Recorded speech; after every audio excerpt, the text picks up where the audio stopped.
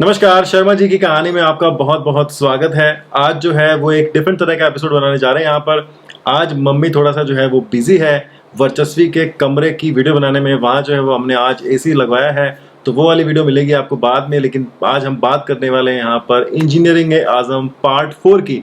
Part 4 की जो theme हमने सोची थी पहले, वो सोची थी कि आगे का बताएंगे कि मुंबई के बाद जयपुर की कहानी क्या थी। लेकिन कल की वीडियो देखने के बाद मेरे दोस्त का फ़ोन आया फिर से, जिसके मैंने बात की थी आपसे, और बातें करते करते मुझे लगा कि यार उससे आपको मिलवाना चाहिए, उससे कुछ बात करनी चाहिए और हमारी वो पुरानी यादें जो हैं वो याद आनी चाहिए। क्योंकि वीडियो जो बनाई हमने तो इतनी बातें याद नहीं आई, लेकिन बाद में मुझे बहुत सारी बातें याद आ गई। तो पेश करते हैं राहुल पोरवाल मुंबई से। राहुल, बहुत बहुत स्वागत है आपका। नमस्कार नमस्कार एंड हेलो, हाय फ्रेंड्स। बस फाइन। कैसे हो राहुल, क्या चल रहा है आजकल? बिल्कुल नौकरी चल रही है और मुंबई में तो आपको पता ही है कि स्थिति कैसी है, बट समाओ सब चल रहा है। क्या जैसे छोड़ के गया था वैसा ही है। मैं तो बहुत टाइम हो गया, मतलब हमको 1 साल से भी ज्यादा हो गया शायद मिले हुए। अभी हम न्यू ईयर की बात है, अगस्त, न्यू ईयर के बाद अगस्त में मिले थे हम 2019 के अंदर। एक बार गेट टू, हाँ यस यस, तेरा गेट टुगेदर था। हाँ, तो यस। तो कल की वीडियो देखी, कैसी लगी? क्या यादें ताज़ा हुई? कल का तो मतलब जिसे कहते हैं ना, बिल्कुल पुरानी यादें ताज़ा हो गई। और ये मैं बिल्कुल उस फ्रेम में चला जाता हूँ जहाँ मैं लेने आया था फिर उधर। हाँ, तो मेरे को इंस्ट्रक्शन मिला था कि, तो मैं वो पूछना चाहता हूँ, मैं सवाल पूछना भी चाहता हूँ यहाँ पे कि जब ऑफिस से फोन आया जयपुर से कि ये लड़का आ रहा है, इसको लेके आना, तो पहली मन में फीलिंग क्या थी? मतलब एक तो ये मन में फीलिंग आई कि भाई बंदा आ रहा है मेरी टीम में, हाँ। ऊपर से मैं उसको लेने जा रहा हूँ और वो भी मतलब उसको रिसीव कर रहा हूँ। तो मतलब एक फीलिंग तो थी, मिक्स फीलिंग थी कि यार चलो ठीक है, और ठीक है क्योंकि ये पहला बंदा था और मैं अकेला ही था। अच्छा। मेरे 2 टीममेट्स थे। हाँ। एक वो मेरा जो जिसकी कंपनी थी वो, और एक मैं। अब पहली बार कोई बंदा आ रहा है तो मैं भी था कि चलो ठीक है, कोई सपोर्टिंग एंड आएगा, पर लेने जाना ये अलग ही सडन सा ही हो गया कि लेके आना है उसे। फिर हम लोग बेसिकली, मैं गया स्टेशन, मिला मैं, भाई हाय हेलो भाई, चलो भाई घर चलते हैं। फिर वो हमने ऑटो किया। एट दैट टाइम 10 रुपए लगते थे हमारे। 9 रुपए लगते थे वहां से, मतलब 9 रुपए। हाँ, तो वो अक्सर याद है 1 रुपए देता नहीं था। पर ये प्रवाल का क्या था कि बिल्कुल फिक्स की भैया, मतलब उनको फिक्स देना 9 रुपए, तो भैया तू 9 रुपए ले। हाँ, और छोड़। चिल्लर बहुत रखे थे हम, ले तू 9 रुपए ले ले तो 9 रुपए लेगी। और क्योंकि फिर था ना कि पैसे का हिसाब रखना है और हम बहुत मेहनत कर रहे थे और वो वाला हिसाब था। तो ये ऐसा फर्स्ट डे पे नहीं सोचना था, ये मुझे बाद में पता पड़ा कि ऐसे क्यों करता है। तो हम लोग 1-2 दिन हुए, थोड़ा सा घुले मिले और इसको भी थोड़ा सा टाइम दिया, स्पेस हुआ, टाइम मिला काम करने के लिए। फिर इसको जो जॉब रोल बताया गया था और जो हमारा काम था वो बहुत डिफरेंट था, और मैं तो इससे गुजर चुका था। लास्ट ईयर पूरा 1 महीना निकाल ही लिया था और वो टाइम बड़ा क्रिटिकल था। मतलब उस टाइम पे तो चलो ठीक है कि ये इसके 2-5 दिन 10 दिन ऐसे निकल गए, पर धीरे धीरे जब हमारी फर्स्ट सैलरी आई तो इसको पता लगने लगा कि डिडक्शन करके एक वर्ड हमारी जिंदगी में आया, जिससे ये हाँ। मैं तो परेशान थोड़ा कम था, पर ये इसने समहाउ इसके दिमाग में वो नहीं बैठा कि डिडक्शन का वर्ड मेरे लिए नहीं आना चाहिए। क्योंकि जब मैं मेहनत कर रहा हूँ 30 डेज, क्योंकि देखो हमारे यहाँ को सैटरडे संडे उस टाइम ऐसा चलता नहीं था। मीनवाइल संडे के दिन हम लोग थोड़ा सा चिल कर पाते थे, बाकी हम मैक्सिमम टाइम हम काम ही करते रहते थे यूजुअली। तो जैसा कि आपने देखा यहाँ पर कि जो है वो बहुत हम सोच समझ के चलते थे, और जिस तरह से राहुल ने बताया कि वो डिडक्शन नाम का जो वर्ड है वो ज़िंदगी में बिल्कुल सांप की तरह घर बना के बैठा था हमारे। लेकिन फिर भी जो है मेरे को उस चीज़ का एहसास होने में बहुत टाइम लगा। जनवरी में मैंने ज्वाइन किया था, 26 जनवरी को पहली बार मैं मुंबई पहुंचा था। लेकिन मेरा जो फरवरी और मार्च का जो टाइम था वो एज ए ट्रेनी था। मतलब मैं एक, हमारे साथ में एक और बंदा था मुखरित करके, उसके साथ जाता था, वो बीकानेर से था, तो वो मेरे को साथ में लेके जाता था कि हाँ चलो मैं तुमको ट्रेनिंग दिखाता हूँ, लोगों से मिलवा के लाता हूँ। मतलब क्या है, मार्केटिंग का जो कल्चर होता है वो थोड़ा मेल मिलाप टाइप का होता है। हाँ मिलो सर, जी सर, हाँ जी सर, ऐसे करो, तो वो रहता है। तो मैं कोल्ड कॉलिंग, एक हमारी बुक भी थी, तुझे याद हो तो हम बुक में से सीईओ का नंबर ढूंढ के कॉल करते थे और एक डायरी मेंटेन करते थे। मार्केटिंग, जो मार्केटिंग में उनको पता होगा कोल्ड कॉलिंग का मतलब क्या होता है, कि ठंडी ठंडी कॉल करो, गर्मा गर्म कॉल मत करो, हॉट कॉलिंग, कोल्ड कॉलिंग। तो ऐसे कॉल वॉल करते थे, फिर जाकर मिल के आते थे। और एक्चुअली क्या होता था कि सब जहाँ पर भी आप जाते हो तो सब जगह वही बोलते हैं, भाई 3:30 बजे के बाद में आना, क्योंकि वो उस टाइम शेयर मार्केट जो चलता था 9:50 से लेकर के शाम को 3:30 या 3:15 बजे तक। तो सारा दिन तो वो बुलाते नहीं थे, शाम को आते थे, शाम को चले जाओ, शाम को चले जाओ। तो और कुछ बातें याद आ रही हैं तो बताओ मुझे। मैंने कुछ फोटोज भी शेयर की थी हमारी पुरानी निकाल करके, उसके बारे में। बात की बात है कि ये जब 1-2 महीने बीते तो फिर हम लोग जब हमारे पास टारगेट का प्रेशर आने लगा और ये जब प्रवाल बता ही रहा है आपको कि हमारे 7, 8, 9 तक बजने लगे, तो फिक्स हमारा ये था कि 8-9 बजे अब घर की तरफ पहुंचना है, क्योंकि 6 से 9 वाली टाइमिंग में मुंबई में ज़बरदस्त रश रहता है टूवर्ड्स नरीमन पॉइंट टू आपका चर्च गेट से बोरीवली की जो लाइन है, जो चर्च वेस्टर्न गेट लाइन से। में लोग रहते हैं, उनको चर्च पता है गेट से कि अगर आप तो पहले इधर- बैठ गए तो बैठ गए, लेकिन आप बीच में कहीं नहीं बैठ सकते हो। Exactly. तो हम क्या करते थे, तो- मान लो कहीं बोरीवली है या अंधेरी है, तो अंधेरी से चर्च गेट जाते थे पहले, वहां से चर्च गेट खाली ट्रेन बैठ के आते थे। चलत ये लोकल, हम लोगों धीमी ने लोकल। काफी टाइम तक किया, काफी टाइम तक किया। और जब पिस्ड ऑफ होते थे, बेसिकली मैं बोलूंगा पिस्ड ऑफ होते थे, तो हम नरीमन पॉइंट पे जाके वहाँ आराम से कोई भी कुछ भी ले लिया, कोल्ड ड्रिंक ले ली, और दोनों बैठ के सॉल्यूशन देखते थे कि अब क्या करना है। और ये इसका तो एक ही फिक्स था कि भाई अगर रिडक्शन हो गया तो बस अपना अब नहीं है कुछ भी। और इसके शुरू से ही थॉट प्रोसेस तो थोड़ा विजन थोड़ा ज़्यादा ही बड़ा था कि अगर अब ये हुआ तो अब ये करूँगा, ये नहीं तो ये करूँगा। तो उन्हीं दिनों की बात है, ये डिडक्शन वाला जब चालू हुआ था फंडा, ये डिडक्शन आपको बता ही देगा कि क्या होता है। तो हम लोग ऐसे चलते चलते टुवर्ड्स कुलाबा पार करके हम लोग होटल ताज के आसपास आ गए थे। तो इसने कहा भाई कि एक दिन मैं आऊँगा भाई और देख लेना आऊँगा। हम ऐसे बोल रहे थे कि यार ये बहुत कॉस्टली है, हम कैसे अरेंज करेंगे, क्योंकि सैलरी स्ट्रक्चर हमारा उस टाइम का था नहीं। तो बिल्कुल ऐसे बातें हुआ करती थी। हम जो है वो थक हार के अपने घर जाने की देखते थे, बोरीवली जाना है, और जो लोग मुंबई में हैं उनको पता है कि चर्च गेट से बोरीवली जाना मतलब चर्च गेट से बोरीवली फिर भी आसान है कि आपको सीट मिल जाती है, शुरू में खाली होती है, लोग टूट पड़ते हैं जैसे खाली वहां पर ट्रेन आती है, लेकिन बीच में बड़े मुश्किल होता है कि अगर कभी दादर हैं तो भैया दादर से तो आप ट्रेन में चढ़ ही नहीं सकते हो, आपको चर्च गेट जाना है, फिर वहां से हम लेकर। तो हमने इतना टाइम जो है वो ट्रैवल में बहुत वेस्ट किया था। मुझे नई नई बात याद है, जब पहली बार मुझे बोला कि ये लोकल ट्रेन में एक पास का सिस्टम होता है, एक फर्स्ट क्लास का पास होता है और एक सेकंड क्लास का पास होता है। उस टाइम पे जो है फर्स्ट क्लास बना था। हाँ, उस टाइम पे जो है फर्स्ट क्लास का पास बनता था 560 रुपये महीना का, और जो सेकंड क्लास का था वो 190 या 195 का बना करता था। तो पहले महीने तो मुझे जो है वो बनवा दिया फर्स्ट क्लास का पास, लेकिन जब मैं जाता था तो मैं सेकंड क्लास में जाता था, क्योंकि जो मेरे साथ में था उसके पास सेकंड क्लास का पास था। अब मैं फर्स्ट क्लास का पास लेके भी जो है वो सेकंड क्लास में जाया करता था। फर्स्ट क्लास में और सेकंड क्लास में उस टाइम में क्या डिफरेंस हुआ करता था वो बताओ यार जरा। बेसिकली फर्स्ट क्लास का तो ये था कि थोड़ा सा डिसेंट पब्लिक आ रही है। नहीं डिसेंट नहीं, स्मेल कैसे आती है, स्मेल से बताओ। हाँ, मतलब डिसेंट, मतलब खुशबू ठीक है, स्मेल ठीक आ रही है फर्स्ट क्लास में। और जब आप सेकंड क्लास में आते हो तो स्मेल तो क्या आपको खुद का पता नहीं पड़ता कि आप बिल्कुल पसीने से नहा करके बाहर निकलते हो। सेकंड मतलब क्लास में ये बुरा हाल। क्रीज वाली शर्ट पहन के जाओगे और जब आप उतरोगे, आने वाला तो टाइम ही नहीं है, जब आप उतरोगे तो आपकी क्रीज की शर्ट खराब हो जाएगी। आप समझ लो कि आप पहुंच चुके हो और आप अपने आप ही चढ़ जाओगे और अपने आप ही उतर जाओगे। बिल्कुल। तो हम कई बार सोचते थे कि क्या कर रहे हैं हम लोग। फिर मेरा भी पास इसने ही चेंज कराया कि भाई अब हो गया ये 600 वाला पास, अब आ जाओ सेकंड क्लास में। तो हम तीनों नहीं, मुकृत, प्रवाल और मैंने तीनों नहीं, हम सेकंड क्लास का, फिर मुकृत तो क्या शुरू से सेकंड क्लास का पास बनाता था, पर इसने मेरा पास चेंज करा दिया। हाँ, मैंने कहा भाई 400 रुपये लगाने का कोई मतलब नहीं है फालतू का, अपन 190 में खुश है, और उसमें क्या बस यूं लटक लटक के जाते रहो। तो मैं जब 2011 में गया था तो मेरी ये वाली फोटो भी है जो हमने मेट्रो नहीं मतलब उसमें लोकल में खींची थी। तो ये छोटी छोटी यादें जो है वो जुड़ी हुई थी वहाँ पर, कि ऐसे लटक लटक के जाते थे हम। और हमने कहा, और वैसे शुरू में क्या होता था कि हम जो है वो जो इनका जो अपार्टमेंट दे रखा था वही इनका ऑफिस था, वही अपार्टमेंट था। तो हम सुबह जल्दी जाते नहीं थे, आराम से उठते थे, 9-10 बजे उठते थे लेट, और फिर आराम से निकलते थे। क्योंकि अगर आपको बोरीवली से भी जाना है तो भी आपको जो ट्रेन नहीं मिलती है। जब हम जाने लगे तो हमको पता लग गया कि भैया सुबह का भी यही हाल हुआ करता था। तो लोकल का जो है वो बहुत सफ़र है, और आज भी जो लोग सफ़र करते हैं उन लोगों को सलाम है कि कितनी मेहनत के साथ में और कितना वो जो है वो टाइम बिता कर, टाइम ख़राब करके अपना जीवन जो है वो जी रहे हैं। और जैसे ही हम बात बता रहे हैं यहाँ पर, वहाँ पर जो है वो नरीमन पॉइंट पे एक होटल है, ओबेरॉय होटल है, और उसके साथ में एक और होटल है, अब उसका नाम नहीं आ रहा, टी से कुछ नाम था उसका, नाम नहीं याद आ रहा।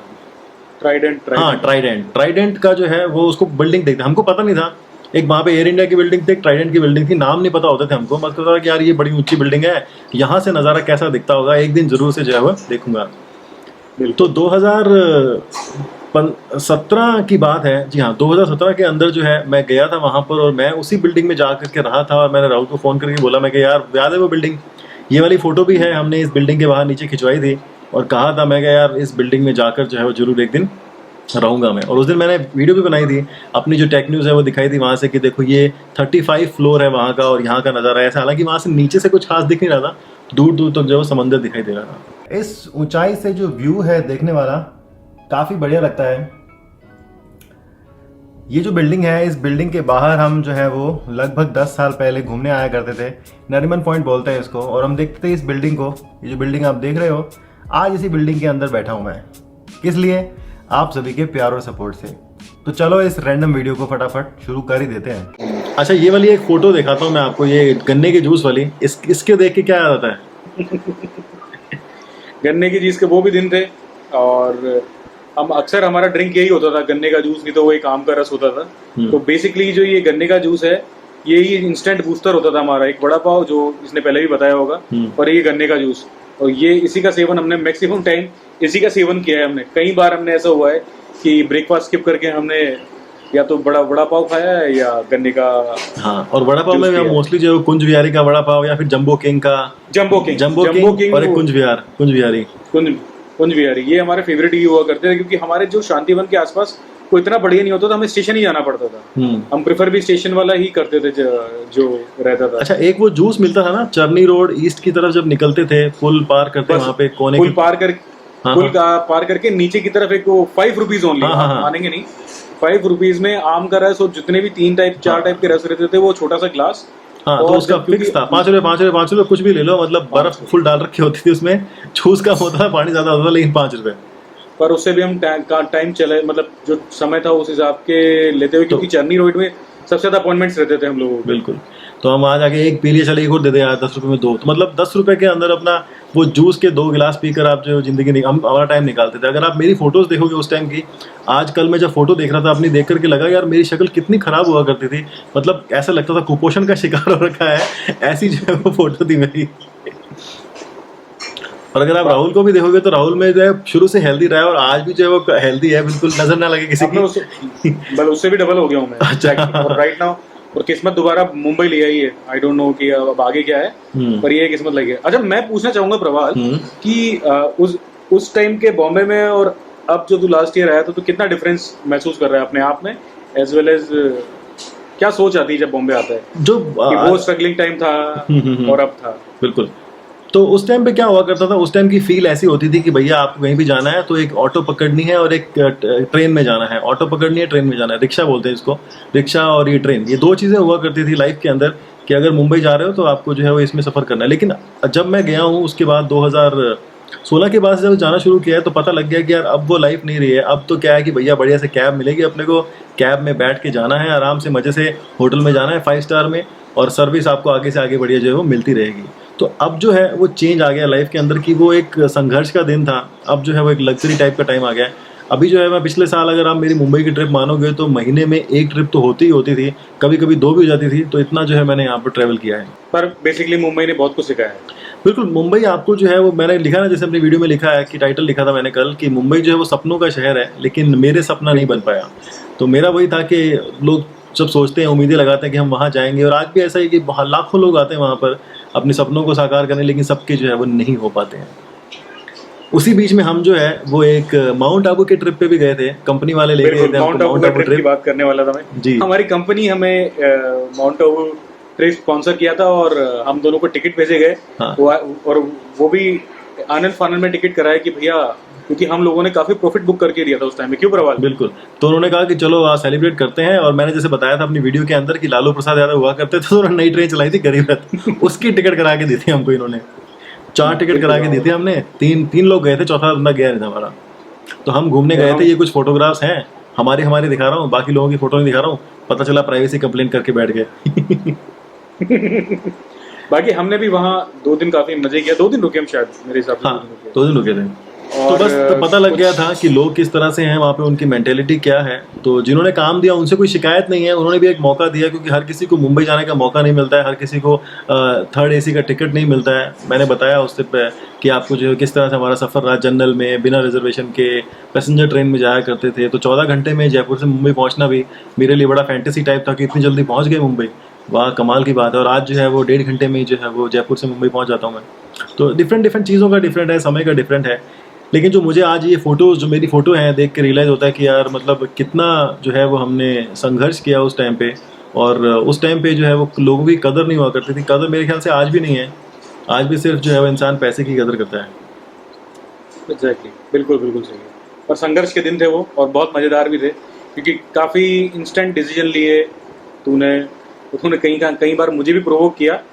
मैंने तो सुना दिया, मैं क्या तुम हो क्या यार, मतलब कभी कोई गुस्सा आता तो मैं बोल देता था, मैं क्या यार ये तुम जो कर रहे हो ना वो बिल्कुल सही नहीं है, इससे बढ़िया तो डूब के मर जाना चाहिए। बहुत बार ऐसे ही बोलते हैं, डूब के मर जाना चाहिए इससे बढ़िया, तो ऐसे काम से तो जीना बेकार है।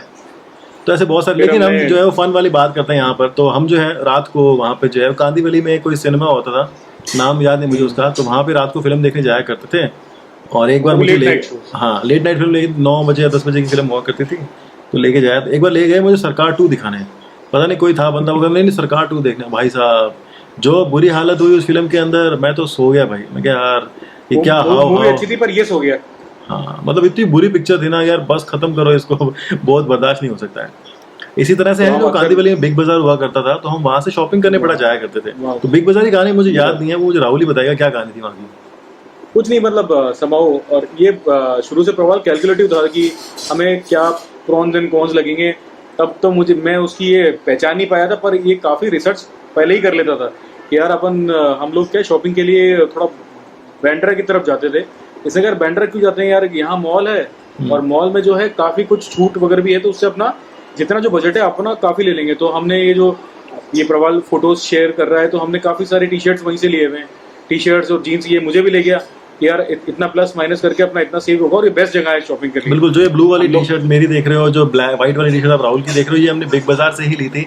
और मुझे पता था कि हम जो है वो इतना महंगा अफोर्ड नहीं कर सकते हैं। 200-300, मतलब बिग बाजार जो है वो एक लोअर मिडिल क्लास वाले बंदे के लिए बहुत अच्छी जो है वो प्लेस है शॉपिंग करने के लिए। और मैं आज भी चला जाता हूँ, हालांकि आज अगर आप बोलो तो मैं बड़े बड़े ब्रांड के भी कपड़े खरीद सकता हूँ, लेकिन नहीं, मैं जो है बिल्कुल, अभी ये देखोगे ना, ये 400-500 रुपये की टी शर्ट है, मैं खुश हूँ इसमें।